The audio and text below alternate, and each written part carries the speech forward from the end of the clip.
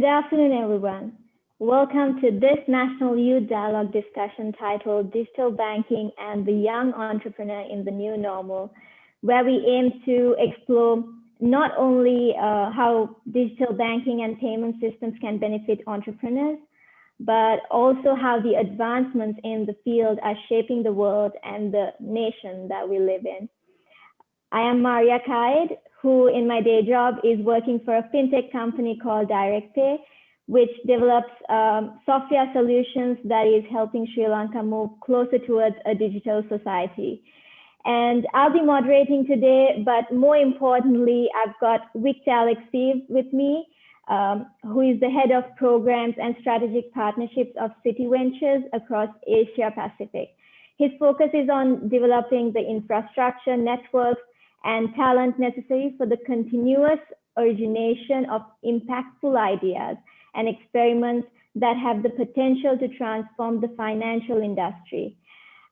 Victor is also a seasoned entrepreneur focused on business model innovation and automated decision support systems.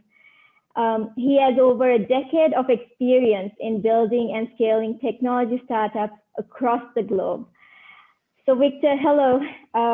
Thank you for joining us all the way from Singapore. I know I gave a brief introduction on you, but I think our audience would like to know a little more about you and what are these various programs that you work with City Ventures on. Over to you, Victor. Thank you for the kind introduction. Yeah, I mean, just a brief, maybe introduction of how I ended up here and doing what I'm doing. I started off my career initially in City, actually, a long time ago. I spent about 2 years working with our global transaction services businesses and emerging markets corporate banking in Bulgaria. And this was about December 2007. I decided to move to Denmark from Sofia at that time, hoping that I will stay in the industry in 2007. As many of you are familiar, late 2007 was not necessarily a great year for finance. So I was kind of pushed out and ended up joining essentially the tech domain as an entrepreneur. I built a few companies, predominantly focused on initially, they were agencies essentially focused on providing consultancy-based revenue for myself to sustain my lifestyle in Denmark. But gradually, from the spare capacity we had in terms of software engineering and product management skills, my team and I managed to build a few other products, some of which ended up being successful, some of which not. I did that for about 12 years, and then in 2018, I was asked to join City Ventures in Asia and essentially roll out our activities across the continent. Our focus here is predominantly on venture building, essentially developing new products and services for the bank, as well as strategic partnerships, which is basically a way for us to engage both clients, technology companies, and various other partners in discovering what types of capabilities and skills, but also what types of products and services should we build up in order to create resilience in the bank looking at the future. I'll just go through a few slides if you don't mind, and then I would love to go into a discussion and have as many questions from everyone as possible. Basically, a lot of the focus that City Ventures has broadly across the various different initiatives that we run is around leading through disruption. And while in the first or in the major part of the last 5 years, the focus has been on disruption that is introduced by technology. As you can see, over the last few years, it is quite apparent that we're facing, as a society, a number of unprecedented crises, ranging from, of course, health and economic, but also to racial inequality, gender inequality, and many more serious issues that need to be addressed systematically.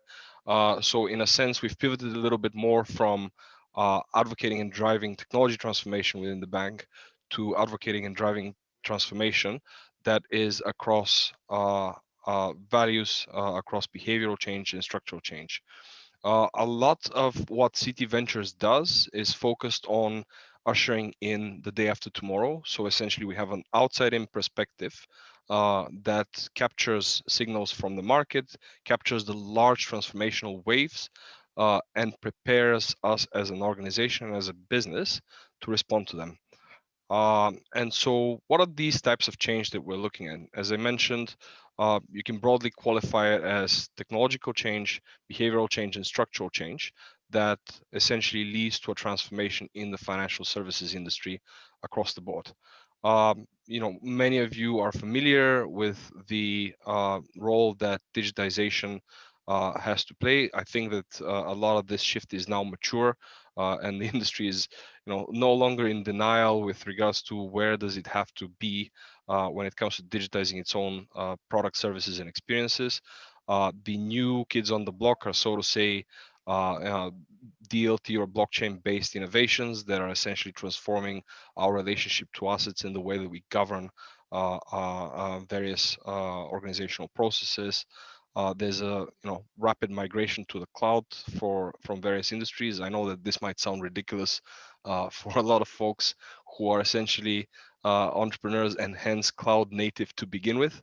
But for the financial sector, that is a big deal still, and most of the institutions are early in their journey towards cloud migration. There's very interesting trends coming in from the challenges that IoT and AI present, especially as a compound effect, and I'll spend some time talking about that. But purely behaviorally as well, we have a significant changes coming from the way that we essentially demand or expect to consume products and services. It's interesting to see how many of us are being conditioned by the user experience coming from our phones and the applications that we use day to day. But then we go to our job or we interact with our financial services provider, our insurance company, and our bank, and all of a sudden we feel that we've taken a journey 20 years back in time. At the same time, of course, we see there's a changing in the demographic structure. Millennials are becoming more and more not only the buying population or the core buying population for various products and services, driving demand and hence pushing towards ethical consumerism. We also see that there's, for the first time in a long time, about 5 generations together in the workforce, which means that we need to account for a multitude of opinions from people who are at varying stages of both understanding on how to engage with large complex organizations, but also at the various stages of understanding of what technology is about and how does it work. Beyond that, also it's key to understand that there's a structural change happening that started not long time before COVID, but it's probably being accelerated by COVID. That has to do with to a certain extent fragmentation of the geographic layout for both businesses and society. There has been a bit of a step backwards from globalization. I'm not sure that this is sustainable in the long term, but it's something definitely to account for in the short term. But there's also a variety of different things happening in terms of an awareness of the role that technology and, for example, social networks play in our life, an awareness of the importance of data and how that could essentially influence people's lives and human experience beyond just our engagement in digital platforms and the type of content that gets recommended to us, and many more. So without going into too much detail, there's a lot of noise, right? And the fact is that there's even more than what I just covered. There's thousands and thousands and thousands of articles coming up each day. To me, the way that I synthesize it, there's 5 key transformations to keep track of, which create opportunity and which need to be taken into consideration. Where, as far as I understand, a lot of you are either entrepreneurs or aspiring entrepreneurs. As you build your businesses, you need to be aware of these key themes, so to say. So one is that there is a move, and of course, these are not geographically and industry-wise distributed evenly, but you can expect that there is, as things go, more of a shift from the left to the right, so to say. So while 5 years ago we would talk about channel-based digitization, you wanted to make sure that you reach your customer audience where they are, on the web, on mobile devices, and etc. So a lot of companies essentially invested predominantly in channel-based digital transformation. That's no longer enough. We are starting to think about process-based digitization. So entirely digital workflows where my entire team can essentially contribute and effectively complete a task in a decentralized manner, but also where you want to reduce as much as possible the number of manual touch points. So we're looking at digitizing entire workflows and hopefully automating a lot of that, as opposed to looking at only the front end, so to say. And again, for some of you who are entrepreneurs, again, this may come as a surprise, but for large enterprises, the digitization moves front to back to a certain extent. So finally, it's time for the back end. There's also a shift from pipelines to platforms, and this is purely from a business model perspective. A lot of organizations have a pipeline-based value creation model, but the ones that win these days are platforms like iTunes, like Amazon, like Facebook. And why? Because the platform business model, creates a marketplace that essentially scales value disproportionately to the investments made in it. So essentially, you make linear investments in scale, you get non-linear investments in return. But also beyond that, because platforms enable for collaborative creation and bundling at the end. So essentially, you can rebundle a product in a way where you personalize the client experience at the end, which means personalization at scale, as opposed to mass production of experiences. Um, Beyond that, there's a strong transformation. I think that's going to accelerate even further in the next 2-3 years from smart banks to smart assets, right? So from moving intelligence from the ability to from the processing mechanism, which was the financial institution, to embedding instructions into assets in terms of how they would like to be processed. This is going to transform the way that foreign exchange is being made. It's going to transform the investment landscape, because all of a sudden you can start thinking about how would I like to program my money, as opposed to what instructions would I like to give to my bank. And this is a very big mind shift, which we're building towards, as we, I mean the industry. There's also a migration from owned value chains to shared value networks, right? So this is kind of similar to the platform mentality, but from purely organizational design. I have been saying for a few years that the organizations no longer compete directly with each other. So if you look at let's say two automobile manufacturers, it's no longer one brand versus another. It's one brand and its entire ecosystem of distributors, suppliers, brand affiliates, and etc., competing versus another. And more that fragmentation is opening up opportunities for smaller companies to essentially insert themselves into these ecosystems and create value, which is interesting and exciting. And then last but not least, there's a shift from profit-based mentality to value-based mentality.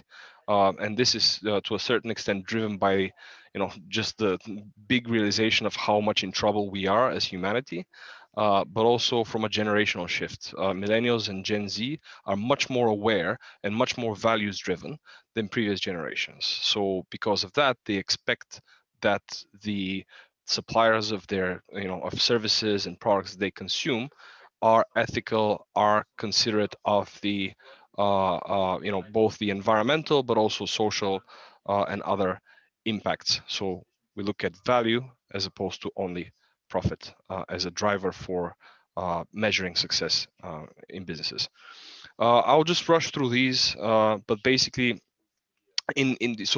all of this presents inherent complexity, and the way that we look at this in terms of determining how to approach it and what type of investments to make is basically by understanding how well the problem is defined that we're trying to solve, and how well is the domain defined, which is basically the approach that we need to take towards that problem.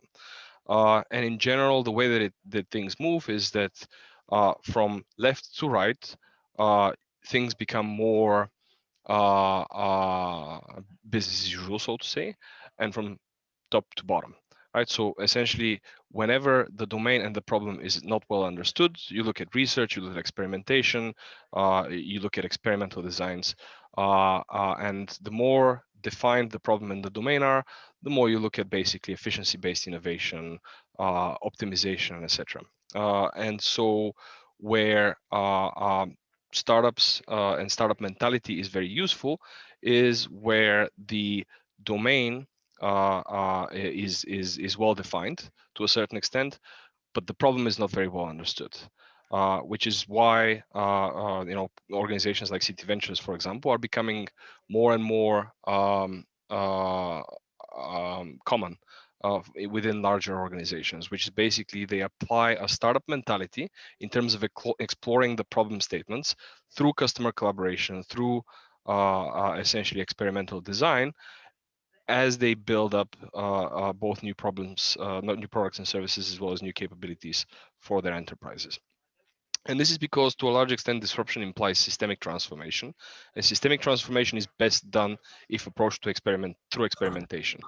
To give an example, பரிசோதனை செய்தலின் ஊடாக இந்த இந்த இந்த விடயங்களை அணுக முடியும். Sorry, could you please mute? நான் சொல்வது கேட்கின்றதா? Sorry, Victor, hold on a second. I think somebody, the interpreter has. சிறிய ஒரு தடை ஒன்று இருக்கின்றது தொழில் அந்த மொழிபெயர்ப்பாளர் மொழிபெயர்ப்பை ஒழுங்கு செய்வது. Yeah. Sorry about that. I think we can go forward. Okay, so basically the difference between iterative development and experimentation is that you can test more theories in parallel, which essentially is far more likely to bring you to a desirable outcome in the context of ambiguity, right? So when you don't understand what's coming forth, when you don't have a structured problem domain, when you don't understand what right looks like, experimentation is much more effective than iteration, which is by nature more of an optimization approach towards innovation. So just as an example, iteration works through pivots, experimentation works through hypothesis testing. This is generally difficult, and again, this is for the entrepreneurs on the call. It's generally more difficult for larger companies for a number of reasons. One, because of loss aversion, right? So when you're operating a large bank, you're afraid of losing your big clients. You're afraid of losing your licenses. You're afraid of losing, your talent bases, and hence you're less likely to make sharp turns in an experimentation mode. But secondly, also because of the very fact that when technology or marketplace shifts happen, generally larger companies focus on their core, most profitable, largest clients. The problem is that these shifts open up gaps in the markets, so to say blue oceans, which technically are either in low-end footholds, aka the smaller, less wealthy, less well-serviced segments of the market, or in new market footholds, basically creating demand out of nowhere, where a new potential value or a new potential problem to be solved is added. Both of these things are happening at the moment. On one side, you have a lot of folks who are from either smaller businesses and or lower income essentially locations, starting to aggregate, to have access to a marketplace that gives them both the ability to sell products and services, but also the ability to create products and services through these platforms as they emerge, and essentially create demand. And hence, there's a lot more opportunity right now targeting them and creating new products that service them well enough, especially through technology, because technology by nature scales better than non-technical solutions. But also because of the fact that all of a sudden we're starting to value healthcare more, we're starting to value climate and environment more, or we're starting to value natural preservation more, new market footholds emerge for businesses that can essentially price these assets, right, in a financial sense. So the argument that I'm trying to make is that there's a lot more room for innovation, but also a lot more room for nimble innovation because of the fact that large enterprises technically don't move as fast into filling these opening markets as others. And the fact of the matter is that a lot of them end up being disrupted as a result. And disruption comes as a surprise to them, partly because it comes from markets that are not being closely watched. So I'll leave you with that. Hopefully this sets the tone for a great conversation. Over to you, Maria. Thanks, Victor. Yeah, just a quick reminder to our audience. If you have any questions, you can raise your hand. There's the raise your hand icon there, or there's also a Q&A box that you can type in your questions. So Victor, I think something that resonated with me was where you were talking about behavioral change in that side, the technological change, behavioral change. What like with my experience in the fintech industry, what I've seen the most is that banks are trying to innovate, fintechs are trying to innovate, especially in Sri Lanka, but the adoption amongst the consumers is very poor.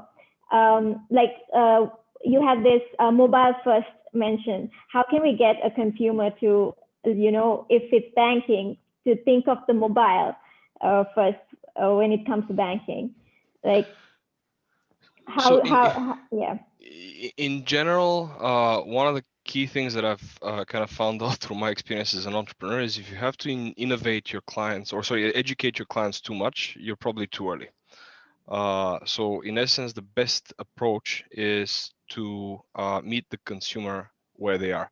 I'm imagining that a lot of the newer generations, in particular in Sri Lanka, are used to and on their mobile, a lot. So the question is more, how do I offer them an experience that draws them in and gets them to do, to engage with financial services the way that that I need them to engage.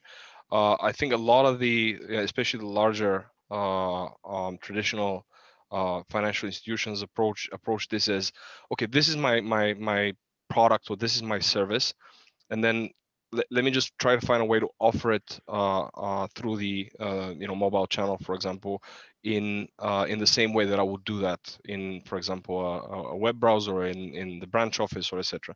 That doesn't work. You have to consider the channel and engage with the channel in a way that's natural and native to it, right? So essentially, if you look at let's say some of the investment applications that are coming up more recently, a lot of them are made to look like an experience and be experienced as a lot more as games, right? They provide a lot of data, they provide you some gamification, they provide you different engagement loops, stuff that's completely missing from traditional banking applications, for example. So my suggestion is to consider basically what is the engagement appropriate for the channel, and copy the ones that are successful. Yeah, I'm very curious because now we have a wonderful audience here. Probably later on, I'm interested in asking them how many of them have a digital banking app in their mobile phones, because like personally, I know my colleagues, like there are very few who use a digital banking app even to date. Probably later on I can ask that question, but is there any disruptive technology or disruptive innovation that potentially could have a big impact in the future of the digital banking industry? Anything that you sort of call to watch out for the next 2 to 3 years? I know you mentioned a couple even in your slides, but anything you particularly think we need to watch out for the next 2 to 3 years? Yeah, to a large extent, and I think that this is also been reflected as, in a recent report that we published. I think for those of you who are interested, I would advise you to Google CTGPS. I think the title was Bitcoin going mainstream. Essentially, crypto is going mainstream aggressively. And so what will happen over the next couple of years in the digital asset space, including from currencies to other types of assets as regulation of them gets figured out, will be quite interesting. Another thing that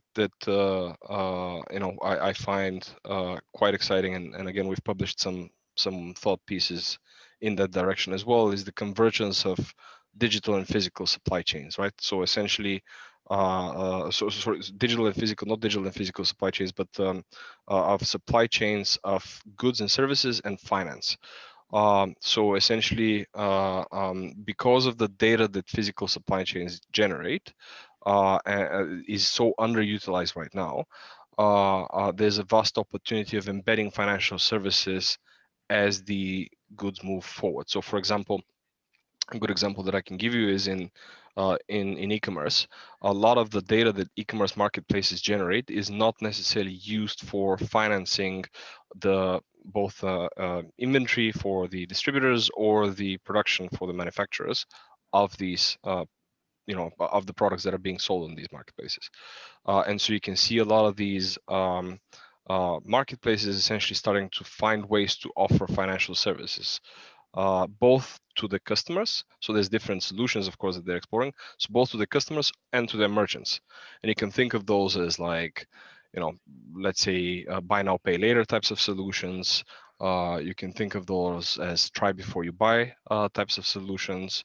You can think of those as also just purely inventory financing that's being offered to companies that are being that are offering their products and services on these marketplaces.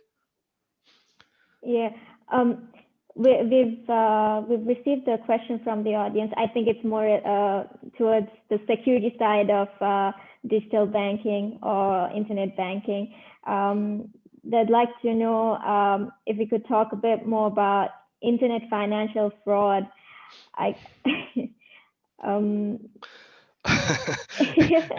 It's a little broad. So the idea is that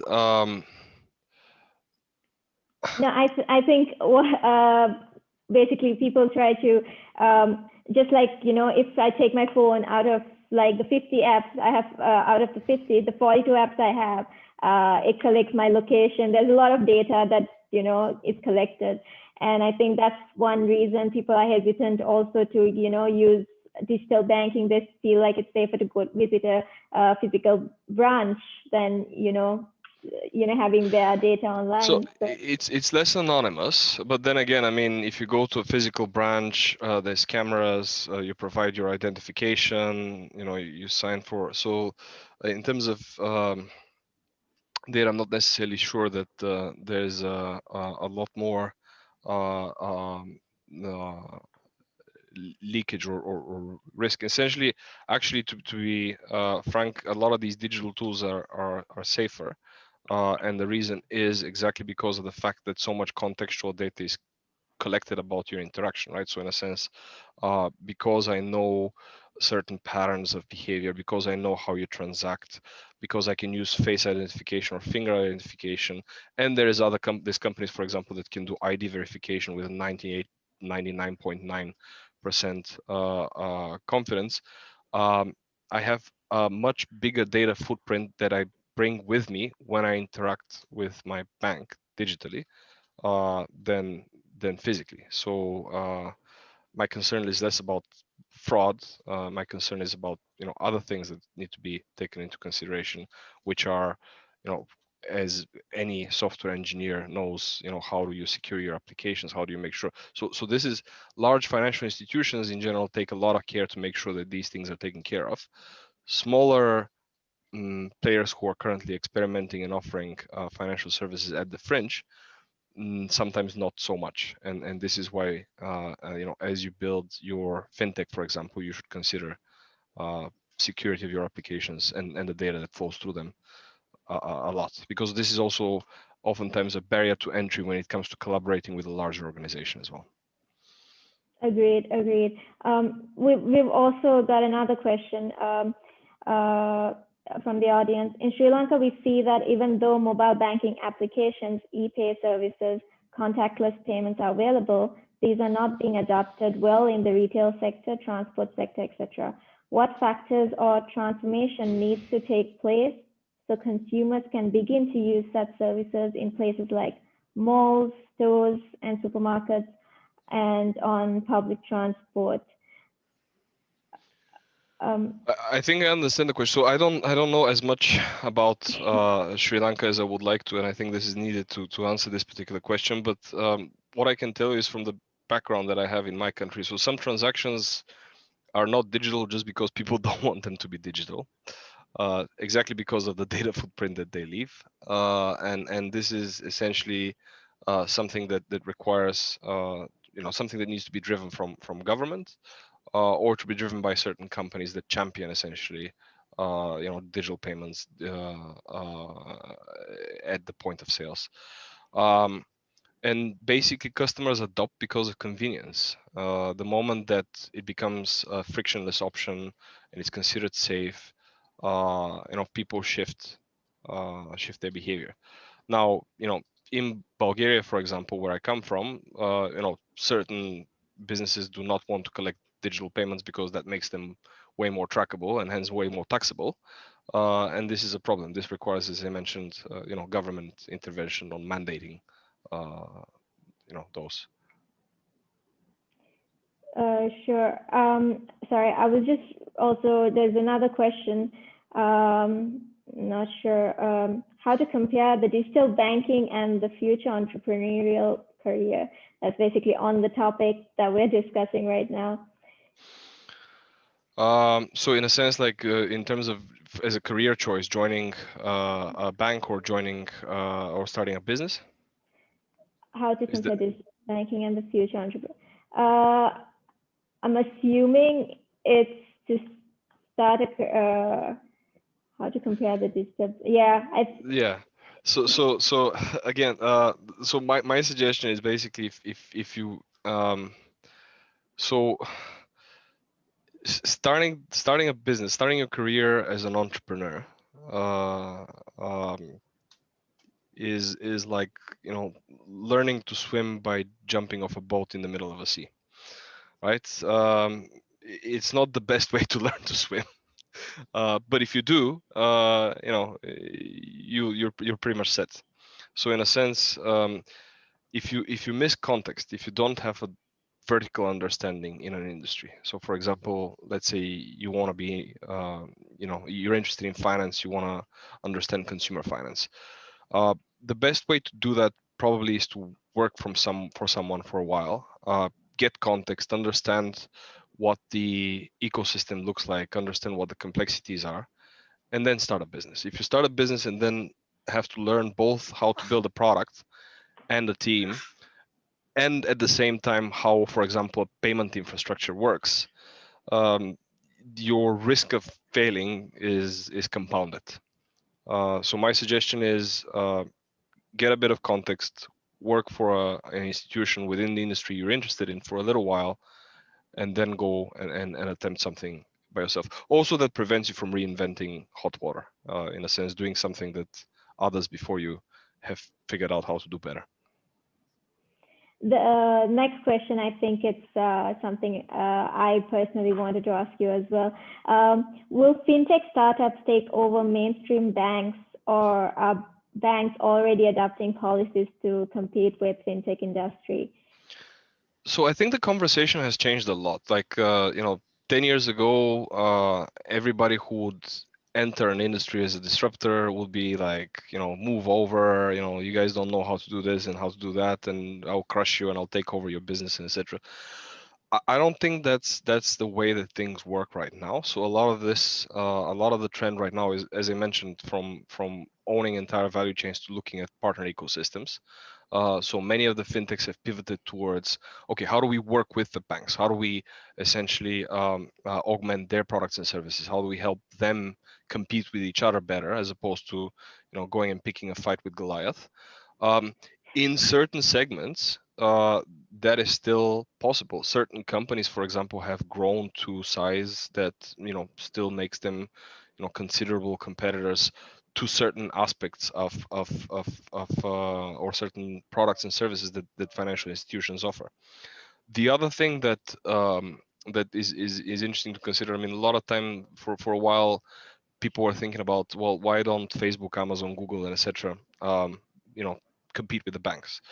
Um, well, because the weight of the license or the licenses that a financial institution needs to have is very big, and they would not be able to function the way they do right now if they need to also comply with all the various regulations that a financial institution has to.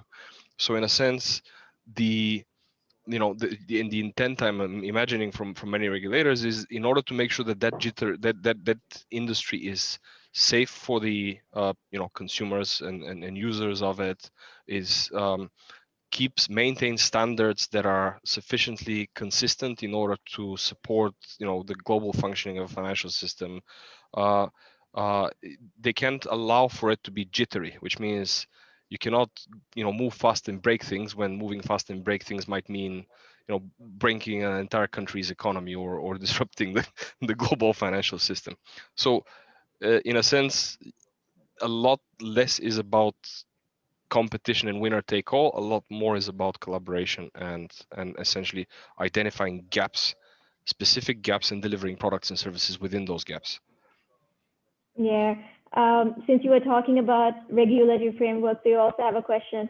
Can you give some advice on innovating within industries where regulations frequently change, or the regulatory framework itself is nebulous?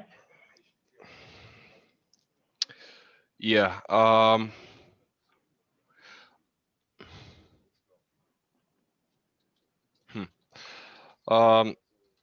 So you don't want to be. I don't think you want to be on the wrong side of the law.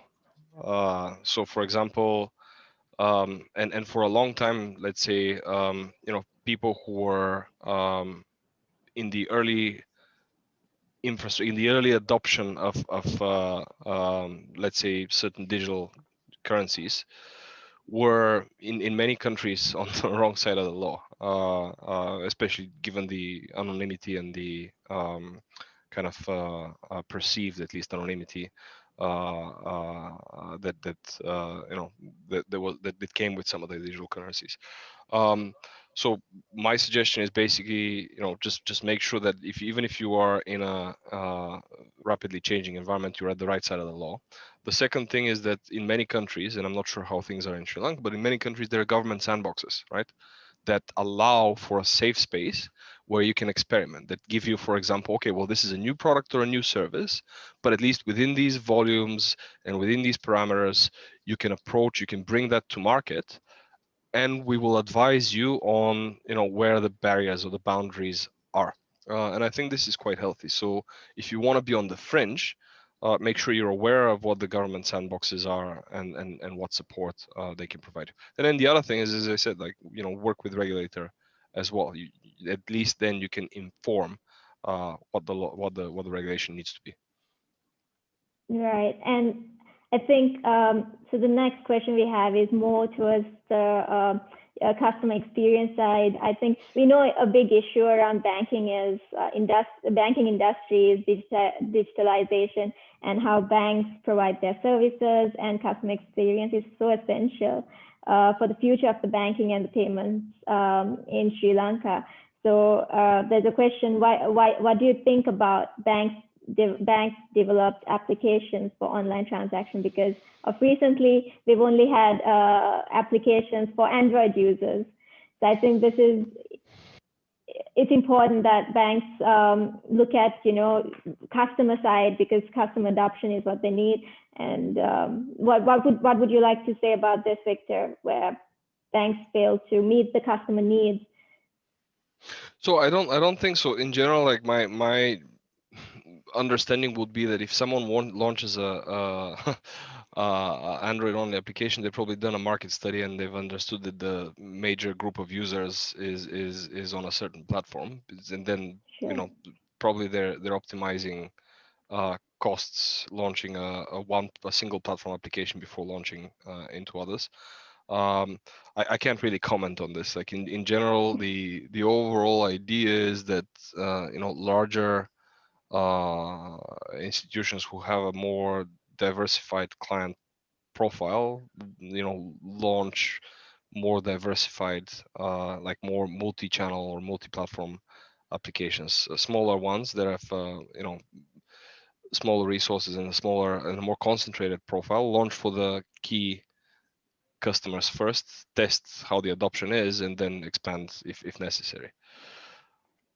Yeah, I think sometimes what I've noticed with the banks in Sri Lanka is there's a dilemma whether there's like a deeper dilemma whether they need to stick with the current technology there is, or should they twist? Because I think sometimes they want to look at what they want to see if another bank has tried it and if it works for them before they twist that. How do you think that works? Do you think the banks need to, sort of get ahead of the game?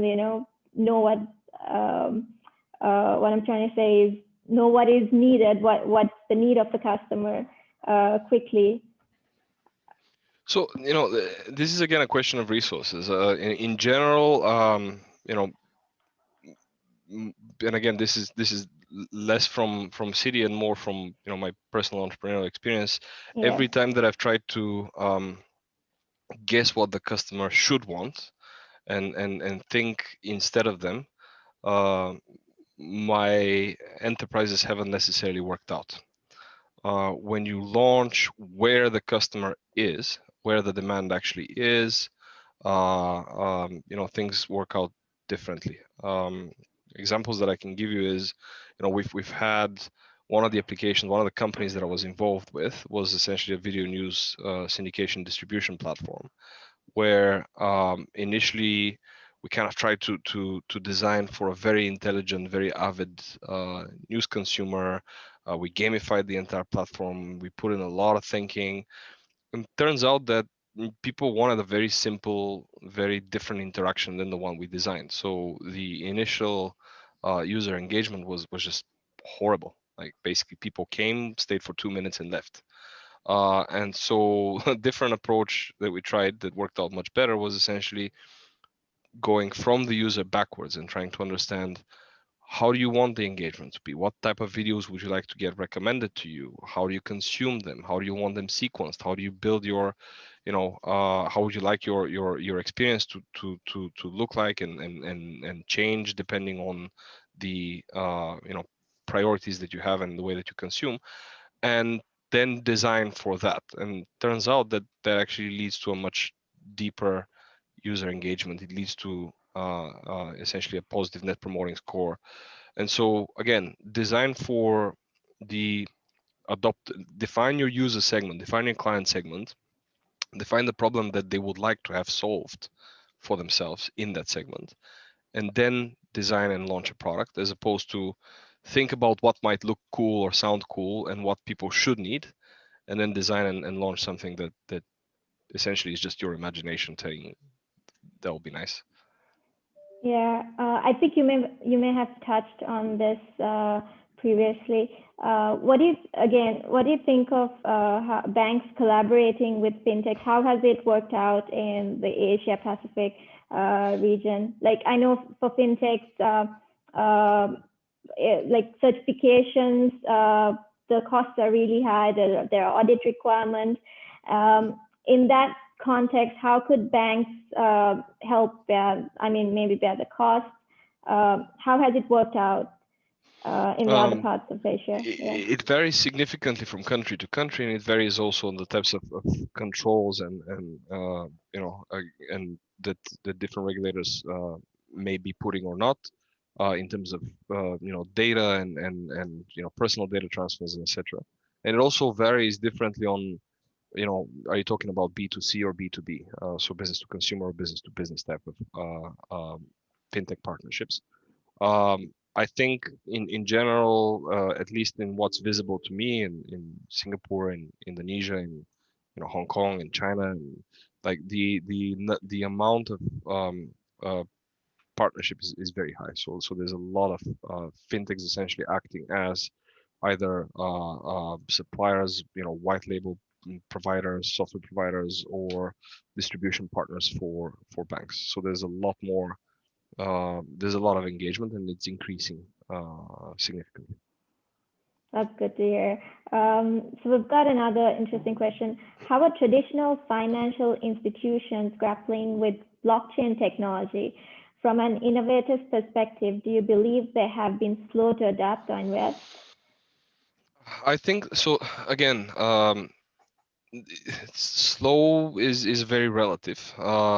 In a sense, even outside of financial institutions. So let's put financial institutions aside. Let's put cryptocurrencies aside as well. If you look at technology companies, and regardless of their maturity, small or large, and their production use cases of blockchain, you'd find very few. You'd find a lot of networks of one. You'd find, so a lot of the fascination with technology hasn't necessarily been taken to scale yet. And so from with regards to that, I think financial institutions have been fast, if not in certain ways faster than the rest of the industry in experimenting. I think now from last year we saw a few production cases coming to market that have been exemplifying how a distributed financial product could look like, be that in terms of letter of credit, for example, like in Comgo, which is a very interesting company providing digitization for letters of credit and essentially blockchain-based handling of those. Be that others, like you're starting to see that maturity come to market now, and because of that, I think a lot of companies are preparing to be ready to engage. But again, it's not when you have early stage technology. Large companies generally don't feel as excited as individual entrepreneurs because they wait to see if the maturity and the scalability is there before they jump full force into it. I'm not sure if that answers the question.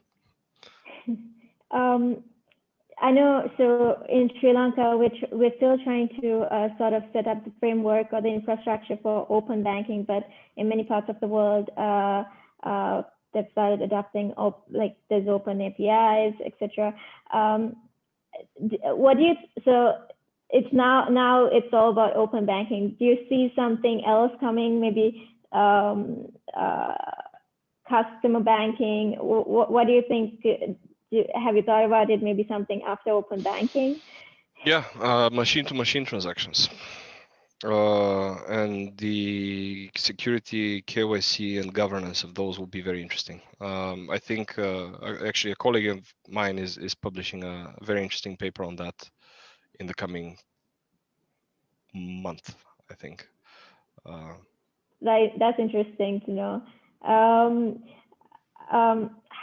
So maybe for final question, I was just curious, how important do you think is customer journey and customer experience in the future of digital banking?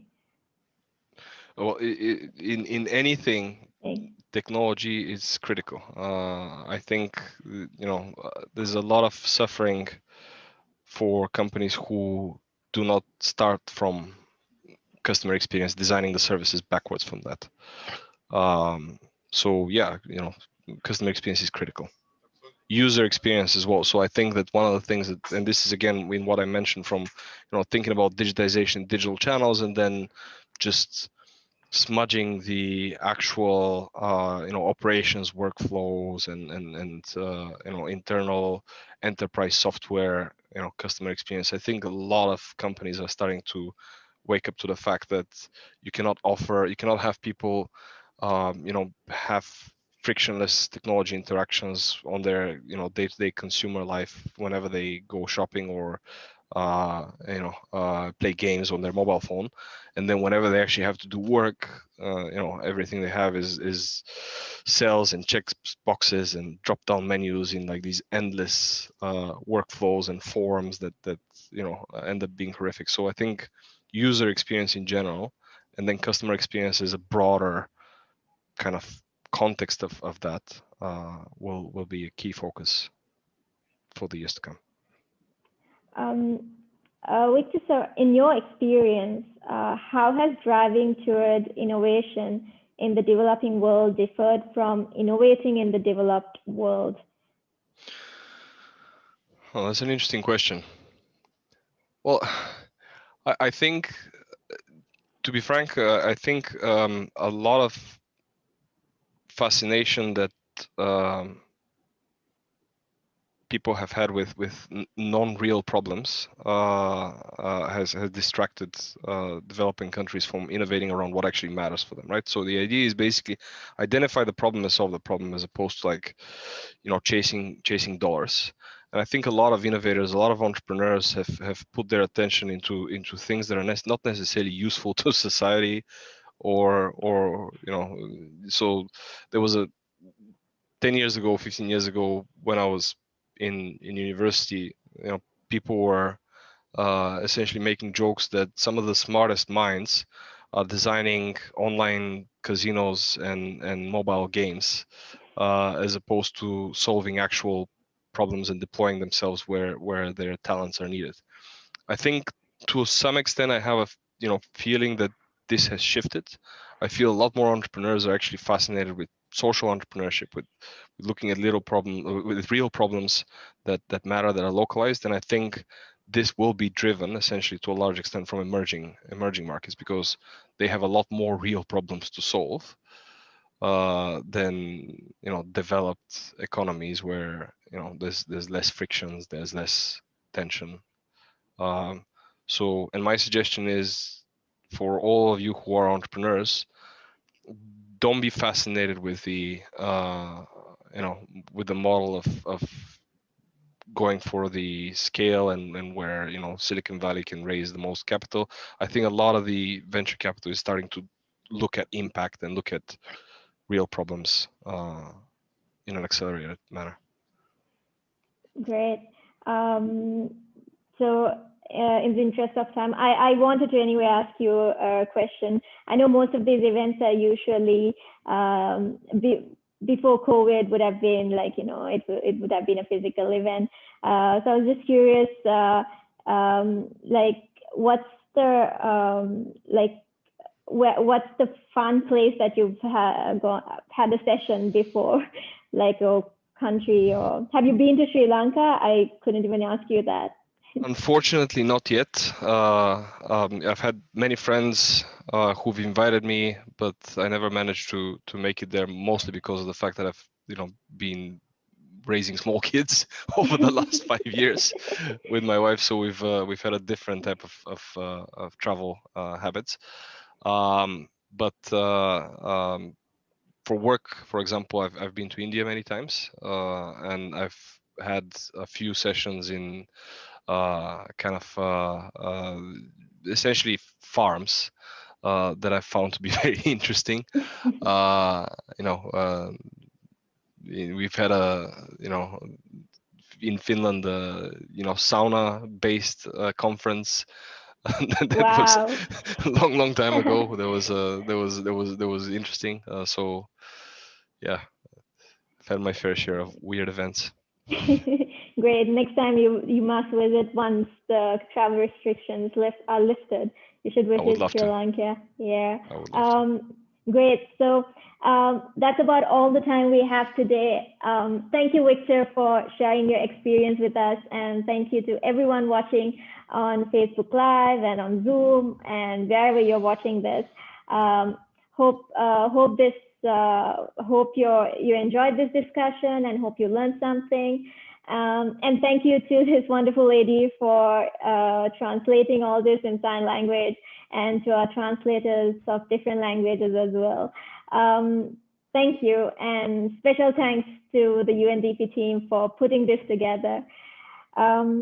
So rounding up for today, thank you. Take care. Thank you, Maria. Thanks, guys. Bye-bye. Bye.